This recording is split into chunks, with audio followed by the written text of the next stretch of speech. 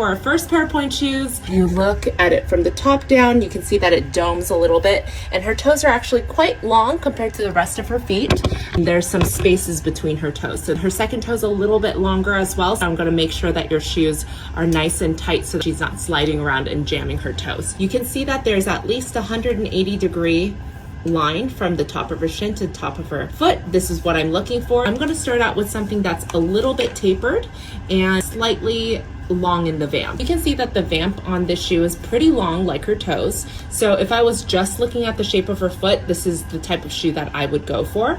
She's getting over really nicely. The vamp is long and the wings are nice and long, so it's supporting all of her toes. This looks gorgeous, and she's not sinking even though she has pretty compressive feet. This shoe is going to be a little bit more square, has a little bit more of a platform. She's also getting over on these shoes pretty well. She's a little bit more stable in this shoe because it's a little bit wider, but she will break the shoe a bit lower than the first pair of pointe shoes. The vamp is a little bit longer on the first shoe. This one's a little bit more square. If you take a look at the platform size, this shoe is a little bit smaller here. So longer vamp versus a slightly shorter vamp, slightly more tapered, then more square. A lot of first pair of pointe shoes, I would start out with a wider platform, but in this case, I'm gonna go with the tapered shoe with a higher breaking shank.